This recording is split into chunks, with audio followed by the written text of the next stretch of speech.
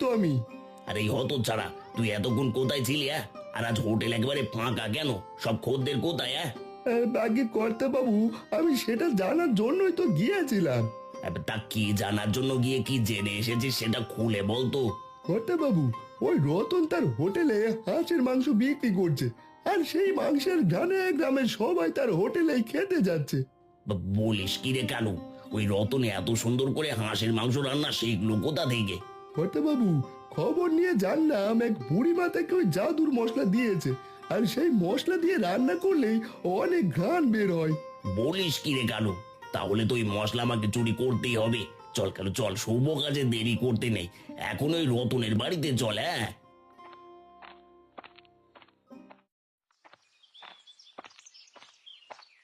মা, ও মা, কোথায় তুমি? আমাকে জলদি দুটো খেতে দাও। শীতের দিনে হাঁসের মাংস খেতে যে আর তর্স হচ্ছে না। হ্যাঁ টুম্পা মা, চল ঘরে চল। হাঁসের মাংস রান্না করে আমি ঘরে রেখে এসেছি। ঠিক আছে মা, চলো, আমি এক্ষুনি আসছি। মুরগি, তুমি এখানেই থাকো, আমি ঘর থেকে দুটো খেয়ে আসছি। ঠিক আছে টুম্পা, তুমি ঘরে গিয়ে খেয়ে এসো, আমি এখানেই থাকি। আচ্ছা, আমি এবার যাই।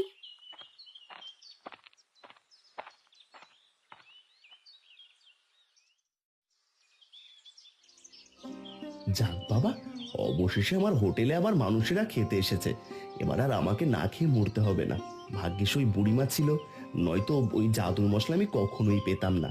আর মশলা না পেলে যে আমার খাবার এত ঘ্রাণও ভেসে আসতো না। তার রতন, 2 বাটি ভাত আর 1 বাটি হাঁসের মাংস খেয়েছি। আমার মোট কত টাকা হয়েছে? তোমার মোট 100 টাকা হয়েছে খুড়ো। আরে একে বলছিস? আগে জানলে আরো 2 বাটি হাঁসের মাংস খেতাম। খুড়ো, যখনই খেতে ইচ্ছে করবে তখনই সোজা চলে আসবে।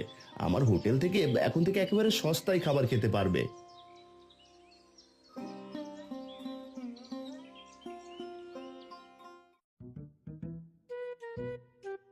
আরে দেখ কালু, ওই তো রতনের রান্নাঘরে সেই জাদুর মশলার কৌটো। ওই কৌটো এখন থেকে আমার। হ্যাঁ কর্তা বাবু, এখন থেকে ওই জাদুর মশলা আমরা ব্যবহার করব। এতে করে অনেক লোক আমাদের হোটেলে খেতে আসবে।